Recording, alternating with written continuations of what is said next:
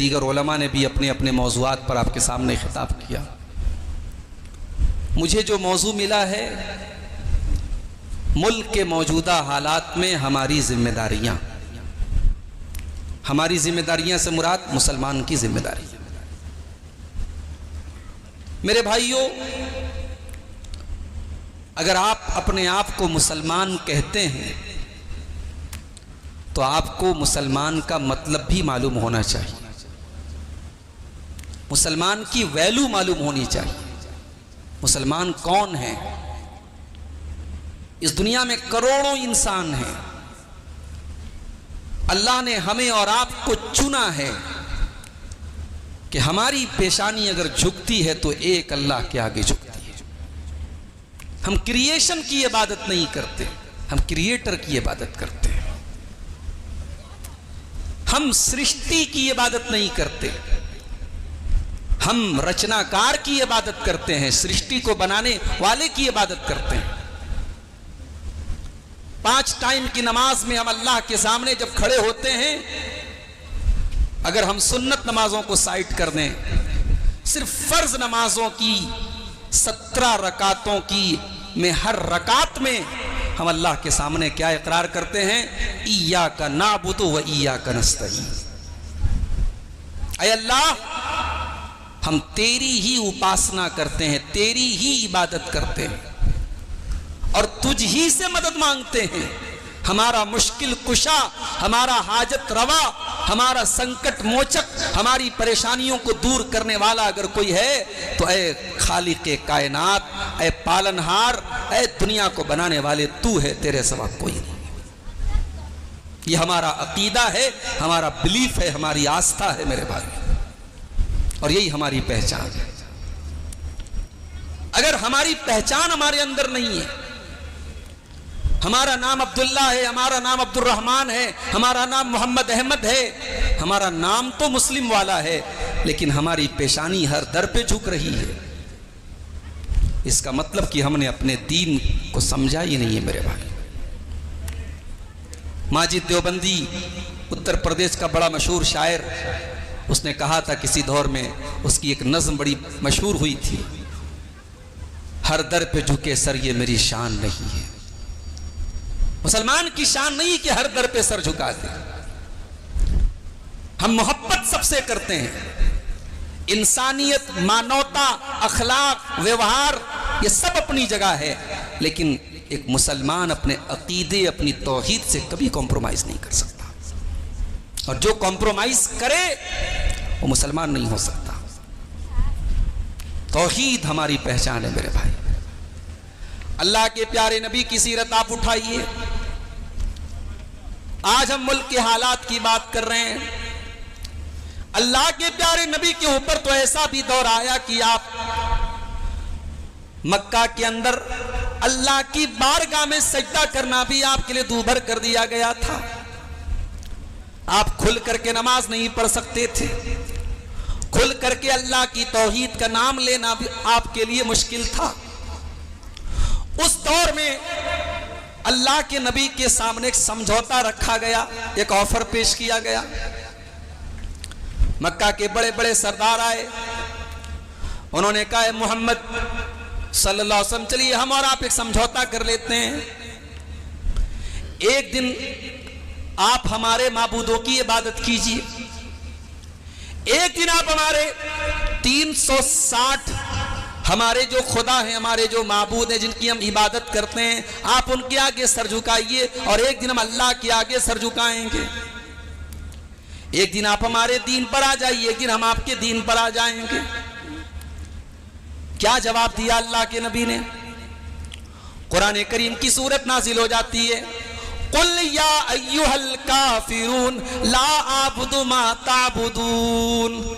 اے نبی ان کو جواب دے دیجئے، اے اللہ کا انکار کرنے والوں، اے توحید کا انکار کرنے والوں، لا أَعْبُدُ مَا تَعْبُدُونَ، جس کی عبادت تم کرتے ہو اس کی عبادت میں نہیں کر سکتا، اور جس کی عبادت میں کرتا ہوں، جب تک تم اللہ کو چھوڑ کر کے اوروں کی عبادت کر رہے ہو تب تک تم اللہ کی توحید والے نہیں بن سکتے ہو. سمجھوتا نہیں کیا اللہ کے نبی نے، توحید کے معاملے میں کبھی کمپرومائز نہیں کیا. تو ہماری ذمہ داری اس ملک میں سب سے پہلی اور سب سے بڑی ذمہ داری یہ ہے کہ ہم اپنے اسلام پر قائم رہیں، اپنی توحید پر قائم رہیں۔ اب کوئی یہ نہ سمجھے کہ صاحب عبدالغفار صاحب بنارس سے آئے ہیں کٹرواد کی تعلیم دے رہے ہیں، یہ کٹرواد نہیں ہے۔ کسی اور مذہب کا ماننے والا جب اپنے آپ کو کٹر بولتا ہے تو اس کی ڈیفینیشن یہ ہوتی ہے کہ صاحب میں کٹر ہوں تو میں دوسرے مذہب والوں سے دور رہوں گا، دوسرے مذہب والوں سے گھرنا کروں گا، ان سے نفرت کروں گا، ان کے لیے میرے دل میں محبت نہیں ہوگی۔ لیکن مسلمان جتنا کٹر مسلم ہوگا اس کا ویوہار، اس کا سلوک، اس کا بیہیویئر اپنے غیر مسلم بھائیوں کے ساتھ اتنا ہی اچھا ہوگا۔ کٹر مسلم بننے کا یہ مطلب نہیں ہے کہ آپ دوسروں کے دشمن بن جائیں، نہیں۔ اللہ کے پیارے نبی نے فرمایا المسلم من سلم المسلمون من لسانہ ویدہ۔ مسلمان کی ڈیفینیشن آپ نے فرمائی، مسلمان کی ویاکھیا کی آپ نے، مسلمان کی پریبھاشا کی۔ مسلمان کہتے کس کو ہیں؟ فرمایا المسلم من سلم المسلمون من لسانہ ویدہ۔ مسلمان تو وہ ہے جس کے ہاتھ سے اور جس کی زبان سے دوسرے لوگ سرکشت ہوں۔ مسلمان وہ ہے اس کے علاقے سے کوئی بہو بیٹی گزرے تو اپنے آپ کو سرکشت محسوس کرے۔ مسلمان وہ ہے کہ اس کے گھر میں آیا ہوا مہمان اپنے آپ کو سرکشت محسوس کرے۔ مسلمان وہ ہے جس کی زبان سے اور جس کے ہاتھ سے کبھی کسی کو تکلیف نہ پہنچے، اس کو مسلمان کہتے ہیں۔ ہمارے ملک میں پچھلے چند سالوں سے ماب لنچی کے واقعات بہت سارے ہوئے، ہم نے کنڈیم کیا کہ یہ دیش کے لیے اچھا نہیں ہے۔ یہ کلچر، یہ بھیڑ کا کسی ایک انسان کو، کسی ایک مدعے کو بنیاد بنا کے مار دینا جان سے، یہ اچھا نہیں ہے۔ مگر ہماری آواز سنی کس نے؟ اور آج پٹنہ وشو ودیالیہ میں جب ہرش نام کے ایک غیر مسلم ہمارے بھائی کو دوسرے غیر مسلم بھائی نے جب ان کی بھیڑ نے مل کر کے مارا ہے، تب میڈیا میں ہو رہا ہے کہ اس کے قاتلوں کو پھانسی پہ لٹکا دو۔ راحت اندوری نے بہت پہلے کہا تھا لگے گی آگ تو گھر زد میں آئے، گھر اور بھی آئیں گے زد میں، یہاں پہ صرف ہمارا مکان تھوڑی ہے۔ نفرت کی کھیتی نہ اس ملک کے لیے اچھی ہے، نہ اس سماج کے لیے اچھی ہے میرے بھائی۔ اور مسلمان اب اس ملک کے ان حالات میں مسلمان کو ایک بات سیکھ لینی چاہیے۔ میں تو اللہ کا شکر ادا کرتا ہوں ان لوگوں کا جنہوں نے ہمیں کمفرٹ زون سے باہر نکالا ہے۔ مسلمان تو سویا پڑا تھا، مسلمان تو اپنے دین، اپنے مذہب، اپنے اسلام کو بھولا بیٹھا تھا۔ شکریہ ادا کیجیے آپ ان لوگوں کا جنہوں نے آپ کو نیند سے جگایا ہے، کمفرٹ زون سے نکالا ہے۔ آج نفرت کی کھیتی پروان چل رہی ہے، مگر مسلمان کے بچے آج الحمدللہ IAS کا رزلٹ آیا، بڑی اچھی تعداد میں ہمارے بچوں نے، ہماری بچیوں نے اس میں نمایاں کامیابی حاصل کی۔ نیٹ کا رزلٹ نکلا اچھی، ہمارا جو پرسنٹیج ہے نیٹ کے ایگزام میں بیٹھنے کا، اس ریشیو سے آپ دیکھیں بڑی اچھی تعداد ہے مسلمان نوجوانوں کی۔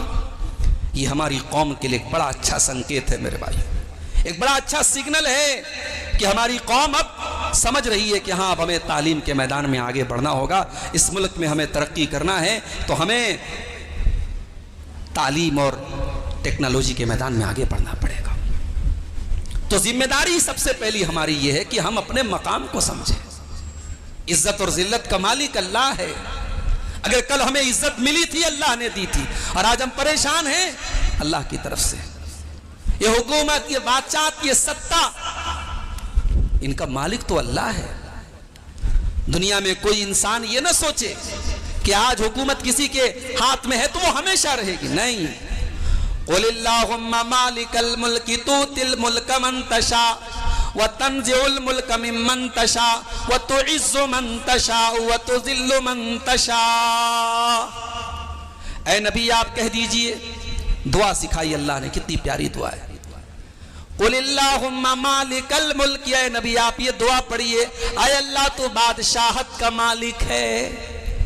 دنیا کے سارے بادشاہ، سارے بڑے بڑے ڈکٹیٹر اور لیڈر، ان کا بھی ایک بادشاہ ہے، ان کا بھی ایک شہنشاہ ہے، اور وہ اللہ ہے۔ اور کل قیامت کا دن جب ہوگا تو اس دن کسی اور کی بادشاہت نہیں چلے گی. جانتے ہو ہم سورہ فاتحہ میں مالکی یوم الدین کیوں کہتے ہیں؟ ہم یہ کیوں کہتے ہیں کہ اے اللہ تو قیامت کے دن کا مالک ہے؟ کیا اللہ آج کے دن کا مالک نہیں؟ اللہ تو ہر دن کا مالک ہے. قیامت کے دن کا مالک جب ہم اللہ کو بولتے ہیں تو اس کا مطلب یہ ہوتا ہے کہ آج تو دنیا میں وقتی طور پر ہی صحیح کوئی کسی ملک کا، کسی اسٹیٹ کا، کسی پرکھنڈ کا، کسی گاؤں کا، کسی چھیتر کا بادشاہ بنا بیٹھا ہے، وہاں کی ستہ اس کے ہاتھ میں ہے. مگر قیامت کے دن ستہ اگر کسی کے ہاتھ میں ہوگی تو اللہ کے ہاتھ میں ہوگی. مالک یوم الدین، اس دن کوئی بادشاہ نہیں ہوگا، اس دن اگر کوئی بادشاہ ہوگا تو اللہ ہوگا. دنیا کے تمام بڑے بڑے بادشاہ، بڑے بڑے لیڈر، بڑے بڑے ڈکٹیٹر، دنیا میں قتل عام کرنے والا فرعون، اپنی دولت پر ناز کرنے والا قارون، بڑے بڑے بادشاہ قیامت کے دن موجود ہوں گے. اللہ پوچھے گا لمن الملک اليوم، اے دنیا کے بادشاہو آج کس کی بادشاہت ہے؟ آج کس کے ہاتھ میں پاور ہے؟ آج کس کے ہاتھ میں ستہ ہے؟ سارے کے سارے بادشاہ، سارے کے سارے لیڈر خاموش ہیں، کسی کی زبان سے کوئی جواب نہیں نکل رہا ہے. اللہ تعالیٰ خود ہی جواب دے گا للہ الواحد القہار. آج اگر پاور ہے تو اللہ کے ہاتھ میں، آج اگر سلطنت ہے تو اللہ کے ہاتھ میں، آج اگر حکم چلے گا تو اللہ کا چلے گا. مسلمان اس دنیا میں رہتا ہے مگر اس دنیا کی بھی فکر کرتا ہے. مسلمان کی یہ بھی ذمہ داری ہے. مسلمان بھرشٹاچاری نہیں ہو سکتا، مسلمان کرپشن نہیں کر سکتا، مسلمان 420 نہیں کرتا، اور جو کرتا ہے وہ اپنے ایمان اور اسلام پر دھبا لگاتا ہے. کیونکہ مسلمان کا عقیدہ یہ ہے، اس کی آستھا یہ ہے، اس کا بلیف یہ ہے کہ اس دنیا میں ہم جو کریں گے اس کا پھل وہاں بھوگیں گے. اور یہ بات یاد رکھو، اسلام میں کوئی ایسا کانسیپٹ نہیں کہ صاحب ہم مسلمان ہیں تو دودھ کے دھلے ہو گئے. جیسے یہودیوں کا کانسیپٹ تھا. یہودیوں کا کیا کانسیپٹ تھا؟ یہودی کہتے تھے نحن ابناء اللہ، ہم اللہ کے بیٹے ہیں، اللہ کے چہتے ہیں، ہم تو نبیوں کی اولاد ہیں، ہمیں تھوڑی جہنم کی آگ چھوئے گی. عیسائیوں کا کیا کانسیپٹ تھا؟ عیسائی کہتے تھے صاحب عیسیٰ مسیح تو سولی پہ چڑھ گئے، سارے آدم کی اولاد کا گناہ انہوں نے اپنے سر پہ لے لیا، اب جو بھی گناہ کرو، جو بھی ریپ کرو، قتل کرو، مرڈر کرو، شراب پیو، زنا کرو، کوئی حرج کی بات نہیں، سارے کرائمز تو جیسس نے اپنے ہاتھ پہ، اپنے سر پہ لے لیے. اسلام کا یہ کانسیپٹ نہیں ہے میرے بھائی. اللہ قرآن میں کہتا ہے لیس بامانیکم ولا امانی اہل الکتاب. اے مسلمانوں کان کھول کر کے سن لو، جنت تمہاری آرزوؤں سے نہیں ملے گی، تمہاری تمناؤں سے نہیں ملے گی، نہ اہل کتاب کی تمناؤں سے ملے گی، نہ تمہاری تمناؤں سے ملے گی. من یعمل سوءا یجز بہ، اگر تم برا عمل کرو گے تو بدلہ تم کو قیامت کے دن ملے گا. مسلمان اگر کرپشن کرتا ہے اس کا مطلب کہ وہ قیامت کے دن پر ایمان نہیں رکھتا ہے. قرآن کا 30واں پارہ کھولو، اللہ فرماتا ہے وَيْلٌ لِّلْمُطَفِّفِينَ، بربادی ہے، جہنم ہے ناپ تول میں کمی کرنے والوں کے لیے. الَّذِينَ إِذَا اكْتَالُوا عَلَى النَّاسِ يَسْتَوْفُونَ، جب سامان خریدنے جاتے ہیں، جب سامان لینے جاتے ہیں تو پورا پورا تول کے لیتے ہیں. وَإِذَا كَالُوهُمْ أَوْ وَزَنُوهُمْ يُخْسِرُونَ، اور جب سامان دینے کا نمبر آتا ہے تو ڈنڈی مارتے ہیں، کم دیتے ہیں، کم تولتے ہیں. اللہ فرماتا ہے أَلَا يَظُنُّ أُولَئِكَ أَنَّهُمْ مَبْعُوثُونَ.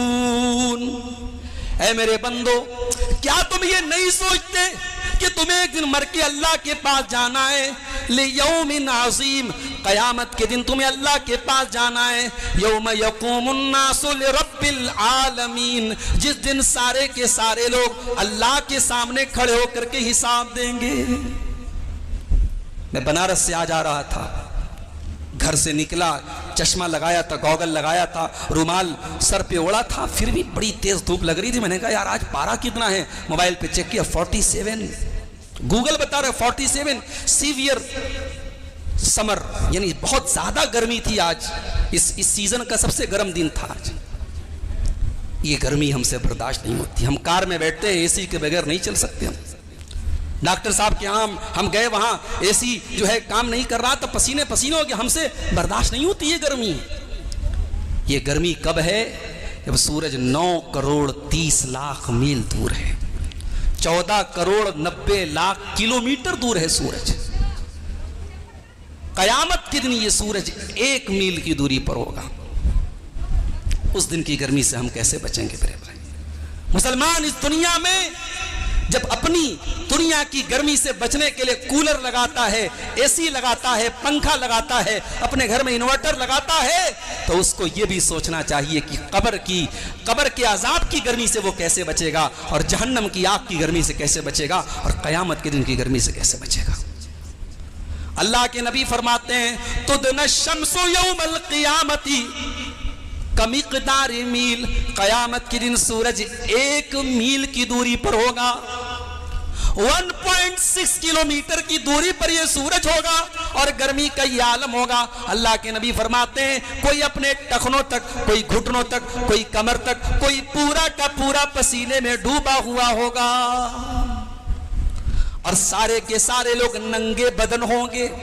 سورج سر پر 1 میل کی دوری پر، اور سارے کے سارے لوگ everyone will be naked، سارے کے سارے لوگ ننگے ہوں گے، کسی کے بدن پر کپڑا نہ ہوگا۔ جیسے ماں کے پیٹ سے بچہ نکلتا ہے، ننگا نکلتا ہے، اسی حال میں میدان محشر میں سب اکٹھا کیے جائیں گے۔ اور جب اللہ کے نبی نے یہ حدیث بیان کی تو حضرت عائشہ نے ایک سوال کیا، کہا ہے اللہ کے نبی جب سارے کے سارے لوگ ننگے ہوں گے، الرجال والنساء جميعا، وہاں پہ مردوں کی بھیڑ بھی ہوگی، وہاں پہ عورتوں کی بھیڑ بھی ہوگی، ينظر بعضهم بعضا، اے اللہ کے نبی یہ تو بڑی شرم کی بات ہوگی، مرد عورتوں کو دیکھیں گے، عورتیں مردوں کو دیکھیں گی۔ یعنی حضرت عائشہ یہ ماننے کو تیار ہی نہیں ہے، ان کے لیے یہ امیجینیشن اور تصور کے باہر کی بات ہے کہ مرد اور عورت ساتھ ہوں اور ننگے ہوں، مردوں اور عورتوں کا مجمع اور سب کے سب ننگے ہوں۔ حضرت عائشہ کی غیرت، ان کی شرم و حیا یہ سننے کو بھی تیار نہیں ہے۔ میری بہنوں، آج عورت کی ترقی کے نام پہ اور عورت کو سماج میں عزت دینے کے نام پہ جو عورت کا چرتر ہنن کیا جا رہا ہے، اس کے کیریکٹر کو جو اس کو گرایا جا رہا ہے، اس کو بے حیا جو بنایا جا رہا ہے، میری بہنوں یہ معاف کیجئے گا، یہ اسلام کا کلچر نہیں ہے۔ حضرت عائشہ نے پوچھا ہے اللہ کے نبی جب مردوں اور عورتوں کی بھیڑ ہوگی اور سب ننگے ہوں گے تو یہ تو بڑی شرم آئے گی، لوگ ایک دوسرے کو دیکھیں گے۔ اللہ کے نبی نے فرمایا الرجال والنساء جميعا ينظر بعضهم بعضا، اللہ کے نبی نے فرمایا یا عائشہ الامر اشد من ان يهمهم ذاك، اے عائشہ قیامت کے دن کسی کو اتنی فرصت نہیں ہوگی دوسرے کو دیکھے، قیامت کے دن تو نفسی نفسی کا عالم ہوگا۔ میرے بھائیوں، مسلمان اس دن پر ایمان رکھتا ہے، اور جو اس دن پر ایمان رکھے گا وہ کبھی کسی کے ساتھ غلط نہیں کرے گا۔ آج افسوس ہوتا ہے، کچہری میں چلے جاؤ، عدالت میں چلے جاؤ، مسلمانوں کے کیسز آپ کو زیادہ ملیں گے۔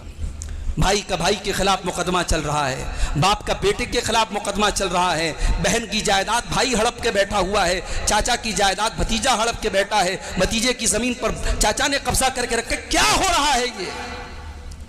معاف کیجئے گا میرے بھائی، دنیا میں آپ نے کسی کی زمین ناجائز طریقے سے لے بھی لی، اتنا تو آپ بھی مانتے ہیں کہ مرنے کے بعد وہ کو زمین آپ کے کام آنے والی نہیں ہے، سب ٹھاٹ پڑا رہ جائے گا جب لاد چلے گا بنجارا، جس دن موت آئے گی یہ ساری زمین، ساری جائیداد، سارا بینک بیلنس سب چھوڑ کے جانا پڑے گا، قبر میں کچھ بھی لے کے نہ جائیں گے آپ۔ لیکن ہاں اگر آپ نے ناجائز طریقے سے ایک بالشت زمین، بالشت کس کو بولتے ہیں؟ یہ ہمارے ہاتھ کی ہتھیلی کا جو ماپ ہوتا ہے نا، اس کو اردو میں بالشت بولتے ہیں، اس کو اردو میں بالشت بولتے ہیں۔ ایک بالشت کتنا ہوا؟ میرے خیال سے آدھا فٹ ہوا۔ اتنی زمین اگر کسی نے کسی کی ناجائز قبضہ کی ہے، اللہ کے نبی فرماتے ہیں طُوِّقَ مِن سَبْعِ أَرْضِينَ يَوْمَ الْقِيَامَةِ، قیامت کے دن 7 زمینیں اس کے گلے میں ڈال کر کے اس کا طوق بنا کر کے اس کو عذاب دیا جائے گا۔ ناجائز طریقے سے اگر کسی کا حق مارا ہے تو قیامت کے دن تو چکانا پڑے گا میرے بھائی۔ ابھی حج کا سیزن چل رہا ہے، ہمارے انڈیا کے حاجی لوگ سعودی عرب گئے ہوں گے، وہاں روپیہ نہیں چلتا ہے، ریال چلتا ہے۔ دیش بدل گیا، کرنسی بدل گئی، ہاں روپیہ آپ لے کے جائیں گے، انڈین روپیز لے کے جائیں گے، INR لے کے جائیں گے، نہیں چلے گا. وہ کہے گا صاحب سعودی عرب کا ریال لائیے، آپ کرنسی چینج ہو گئی. قیامت کے دن کی کرنسی کیا ہوگی؟ اللہ کے پیارے نبی فرماتے ہیں قیامت کے دن کی کرنسی مال نہیں ہوگا، قیامت کے دن کی کرنسی زمین نہیں ہوگی، قیامت کے دن کی کرنسی آپ کی نیکیاں ہوں گی اور آپ کے گناہ ہوں گے. جتنے لوگوں کا آپ نے حق مارا ہے، جس کی زمین کو ہڑپا ہے، جس کی جائیداد کو ہڑپا ہے، جس کا حق آپ نے مارا ہے، اس کی آپ کی نیکیاں اس کو دے دی جائیں گی. روزہ کوئی لے کے چلا گیا، نماز کوئی لے کے چلا گیا، روزہ صدقہ زکوٰۃ خیرات کوئی لے کے چلا گیا، اور اس کے بعد بھی اگر حقداروں کی لائن لگی ہے، اللہ کے نبی فرماتے ہیں فَإِن فَنِيَتْ حَسَنَاتُهُ، اگر نیکیاں ختم ہو جائیں گی اور ابھی بھی حقدار بچے ہوئے ہیں، ان کے گناہ اس انسان کے اوپر لاد دیے جائیں گے. اس نے جو پاپ کیے، اس نے جو گناہ کیے، وہ اس کے اوپر لاد دیے جائیں گے. ثُمَّ طُرِحَ فِي النَّارِ، اور پھر گھسیٹ کر کے جہنم میں پھینک دیا جائے گا. یہ ہوگا اس انسان کا حال جس نے لوگوں کا حق مارا ہوگا. تو مسلمان پہلے مسلمان بنے. اس ملک میں ہماری سب سے بڑی رسپانسبلٹی ہے کہ ہم اپنے آپ کو پہچانیں، ہم مسلمان بنے. آپ حدیث کی کتابیں اٹھائیے، اللہ کے نبی مسلمان کی پہچان کیا بتاتے ہیں؟ من کان یؤمن باللہ والیوم الآخر فلا یؤذی جارہ، جو اللہ کے اوپر ایمان رکھتا ہے، جو قیامت کے دن کے اوپر ایمان رکھتا ہے، وہ کبھی اپنے پڑوسی کو تکلیف نہیں پہنچا سکتا. پڑوسی ہمارے مذہب کا ہے کہ نہیں ڈزنٹ میٹر، پڑوسی ہماری برادری کا ہے کہ نہیں میٹر نہیں کرتا، پڑوسی ہماری کاسٹ کا ہے میٹر نہیں کرتا. آپ کا پڑوسی کسی بھی ریلیجن کا ہو، کسی بھی کاسٹ کا ہو، کسی بھی جاتی کا ہو، کسی بھی دھرم کا ہو، اللہ کے نبی فرماتے ہیں اگر تم اللہ کے اوپر ایمان رکھتے ہو، اگر تم قیامت کے دن کے اوپر ایمان رکھتے ہو، اپنے پڑوسی کو تکلیف نہ پہنچانا، پڑوسی کو تکلیف نہ پہنچانا. پوچھا گیا ہے اللہ کے نبی سب سے بڑا پاپ کیا ہے، سب سے بڑا گناہ کیا ہے؟ آپ نے فرمایا ان تجعل للہ ندا وہو خلقک، سب سے بڑا گناہ یہ ہے کہ تم اللہ کے برابر کسی کو ٹھہرا دو جبکہ پیدا کرنے والا اللہ ہے. تم اللہ کا ادھیکار کسی اور کو دے دو جبکہ پیدا کرنے والا اللہ ہے. یہی تو اسلام کی خوبی ہے میرے بھائی. جانوروں کی بلی کا کانسیپٹ اور مذاہب میں بھی ہے. ابھی ایک ویڈیو میں نے دیکھا، دوسرے مذہب والے زندہ بکرے کو پکڑ کر کے اس کی گردن کے پاس منہ لگا کر کے اس کا خون پی رہا ہے. قربانی کا تہوار آنے والا ہے، جگہ جگہ آپ کو پوسٹر لگے ہوئے مل جائیں گے، بکرے کی تصویر بنی ہوگی اور پوسٹر پر لکھا ہوگا میں جیو ہوں، میں جیو ہوں، میں ماس نہیں ہوں، میری ہتیا نہ کریں. قربانی کا تہوار آتا ہے تو لوگوں کو جیو ہتیا نظر آنے لگتی ہے. اس طریقے کے نہ جانے کتنے ویڈیو آپ کو مل جائیں گے. دوسرے مذہب والوں کے اندر بھی بلی کا کانسیپٹ ہے، ان کے یہاں بھی جانوروں کو مارا جاتا ہے اور بڑی بے دردی سے مارا جاتا ہے. اسلام نے تو اگر جانور کو ذبح کرنے کا حکم دیا ہے، اس ذبح کرنے کے حکم کے اندر بھی سائنس موجود ہے. آج میڈیکل سائنس کہتی ہے کہ اسلام کا جو ذبح کرنے کا طریقہ ہے یہ سب سے بہترین طریقہ ہے. اس میں جانور کو سب سے کم تکلیف ہوتی ہے اور گوشت بھی سب سے شدھ ملتا ہے. گوشت کے اندر کوئی بیکٹیریا نہیں ہوتا، سارے بیکٹیریاز خون کے ذریعے باہر بہ جاتے ہیں. اس ذبح کرنے کے طریقے میں بھی اسلام کے اندر سائنس موجود ہے. آپ دیکھیں اور غور کریں میرے بھائیوں، آج کیا ہو رہا ہے. جانور کو میں نے دیکھا کہ زندہ بکرے کو پکڑ کر کے اس کی گردن کے پاس منہ لگا کر کے اس کو نوچ دیا، زندہ بکرے کو مار دیا. اسلام ایسی حیوانیت کی تعلیم نہیں دیتا. اللہ کے نبی فرماتے ہیں ان اللہ کتب الاحسان علی کل شیء، او لوگو اللہ تعالی ہر چیز میں احسان کرنے کا حکم دیتا ہے. فَإِذَا ذَبَحْتُمْ فَأَحْسِنُوا الذَّبْحَ، جب تم جانور کو ذبح کیا کرو تو احسان کے ساتھ ذبح کیا کرو، اچھے طریقے سے ذبح کیا کرو. جانور کو تڑپا کر کے نہ مارا کرو، چھری کو تیز کر لیا کرو. جانور کو ذبح کرنے کے ٹائم چھری اتنی تیز ہو کہ جلدی سے ذبح ہو جائے. اسلام اگر ہمیں گوشت کھانے کی تعلیم دیتا ہے تو آپ غور کیجئے میرے بھائیوں، اس میں بھی اسلام کے اندر انسانیت سکھائی گئی. اور جب ہم جانور کے گلے پر چھری چلاتے ہیں تو ہم کیا کہتے ہیں؟ بسم اللہ اللہ اکبر. ہم یہ جانور جو ذبح کر رہے ہیں ہم اس لیے نہیں کر رہے کہ اس جانور سے ہم کو نفرت ہے اور اس جانور سے ہم کو عداوت ہے. اس جانور کو اللہ نے ہماری خوراک بنایا ہے, ہماری غذا بنایا ہے. اس اللہ کا, اس پالنہار کا, اس پرمیشور کا ہم شکریہ ادا کرتے ہیں اور اس کا نام لے کر کے ہم جانور کو ذبح کرتے ہیں. جانور کو ذبح کرنے کے ٹائم بھی اللہ کا نام لینا ضروری ہے. اگر آپ بہترین طریقے سے جانور کو ذبح کر رہے ہیں, بہت بڑھیا بکرا لا رہے ہیں, لیکن اگر آپ نے اس رولنگ کو فالو نہیں کیا, اللہ کا نام نہیں لیا آپ نے ذبح کرنے کے ٹائم, تو پھر آپ کا جانور جو ہے وہ حرام ہو جائے گا, وہ آپ نہیں کھا سکتے اس کو. یہ ہے اسلام. جنازے کی نماز پڑھی جا رہی ہے. امام صاحب نے اللہ اکبر کہہ کر کے جنازے کی نماز شروع کی. ہر نماز میں رکوع بھی ہے, سجدہ بھی ہے, لیکن جنازے کی نماز میں رکوع نہیں ہے, سجدہ نہیں ہے. کیوں نہیں ہے؟ اسلام توحید والا مذہب ہے. اسلام نے جنازے کی نماز میں سجدہ نہ رکھا, اسلام نے جنازے کی نماز میں رکوع نہ رکھا تاکہ دنیا کو کہیں یہ میسج نہ چلا جائے. اسلام اس مرے ہوئے انسان کو سجدہ کرنے کا حکم دیتا ہے, اس مردے کو سجدہ کرنے کا حکم دیتا ہے, اس لیے مردہ سامنے رکھا ہے. تو کھڑے ہو کر کے نماز پڑھی جا رہی ہے, نہ رکوع کیا جا رہا ہے نہ سجدہ کیا جا رہا ہے. اور جنازے کی نماز میں اس مردے سے کچھ نہیں مانگا جا رہا ہے, اس مردے کے لیے اللہ سے مانگا جا رہا ہے. اللہم اغفر لحینا ومیتنا وشاہدنا وغائبنا وصغیرنا وکبیرنا وذکرنا وانسانا. اے اللہ ہمارے زندوں کو بخش دے, ہمارے مردوں کو بخش دے, جو موجود ہیں ان کو بخش دے, جو موجود نہیں ہیں ان کو بخش دے. اے اللہ مردوں کو بخش دے, اے اللہ عورتوں کو بخش دے, اے اللہ چھوٹوں کو بخش دے, اے اللہ بڑوں کو بخش دے. سب کی بخشش کی دعا مانگتے ہم جنازے کی نماز میں. تو اسلام توحید والا مذہب ہے میرے بھائیوں. مگر آج کیا ہو رہا ہے؟ وہ دی جس سے توحید پھیلی جہاں میں, وہ بدلا گیا آ کے ہندوستاں میں. مولانا الطاف حسین حالی نے 100 سال پہلے نقشہ کھینچا تھا کہ مسلمانوں میں شرک کے اڈے اور شرک کے کیسے کیسے مراسم مسلمانوں کے اندر آ گئے. مولانا الطاف حسین حالی نے بڑا اچھا نقشہ کھینچا تھا. فرمایا کرے غیر گر بت کی پوجا تو کافر, کواکب میں مانے کرشمہ تو کافر, جھکے آگ پر بہرے سجدہ تو کافر, جو ٹھہرائے بیٹا خدا کا تو کافر. یہ سارا کام غیر مسلم کرتا ہے. وہ آگ کے آگے سجدہ کرتا ہے, وہ ستاروں کے آگے سجدہ کرتا ہے, وہ عیسیٰ علیہ السلام کو اللہ کا بیٹا کہتا ہے. ہم کہتے ہیں کافر ہے.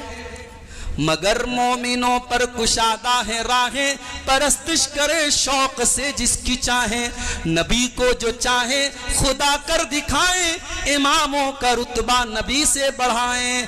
مزاروں پہ جا جا کے نظریں چڑھائیں, شہیدوں سے جا جا کے مانگے دعائیں. نہ توحید میں کچھ فرق اس سے آوے, نہ اسلام بگڑے نہ ایمان جاوے. میرے بھائیوں دو رنگی چھوڑ دے, یک رنگ ہو جا, سراسر موم ہو یا سنگ ہو جا. جب لا الہ الا اللہ پڑھتے ہو تو توحید والے بن جاؤ, اور شرک کی کوئی گنجائش اپنے گھر میں باقی نہ رہنے دو. یہی اس ملک میں ہماری سب سے بڑی ذمہ داری. اپنی توحید کی حفاظت کیجیے. حکومتیں آئیں گی اور جائیں گی, ستا پریورتن ہوتا رہے گا, کوئی آج ہے کل نہیں ہوگا, مگر ایمان باقی رہے, اسلام باقی رہے, توحید باقی رہے. ایک مسلمان کا امتیاز, یہ اس کی پہچان یہی ہے میرے بھائی. اللہ کے نبی نے فرمایا لا تقوم الساعۃ, قیامت اس وقت تک نہیں آئے گی, حتی تضطرب علیات نساء دوس, جب تک کہ وہ زمانہ نہ آ جائے قبیلہ دوس کی عورتیں ذوالخلصہ نامی بت کا چکر نہ لگائیں گی. مسلمان عورتیں بتوں کی پوجا نہ کریں گی, مسلمان عورتیں شرک نہ کریں گی, مسلمان عورتوں کے اندر بھی بت پرستی نہ ہونے لگے گی, تب تک قیامت نہ آئے گی. تو یہ پہلی ذمہ داری ہے کہ ہم توحید کے راستے پر آ جائیں. دوسری ذمہ داری, مسلمان دنیا میں رہتا ہے, دنیا بنانے کے لیے بہت محنت کرتا ہے, دنیا کو بہتر کرنے کے لیے پڑھائی لکھائی بھی کرتا ہے, بزنس بھی کرتا ہے, نوکری بھی کرتا ہے, مگر مسلمان دنیا کو سب کچھ نہیں سمجھتا ہے. دنیا سب کچھ نہیں ہے. دنیا کے اندر رہ کر کے ہمیں آخرت کی تیاری کرنا ہے، مرنے کے بعد کی زندگی کی تیاری کرنا ہے۔ اسلام یہ کانسیپٹ بھی نہیں دیتا کہ آپ بیوی بچوں کو چھوڑ کر کے، بال بچوں کو چھوڑ کر کے پہاڑوں کی گفاؤں میں چلے جاؤ اور وہاں جا کے اللہ اللہ کرو، یہ اسلام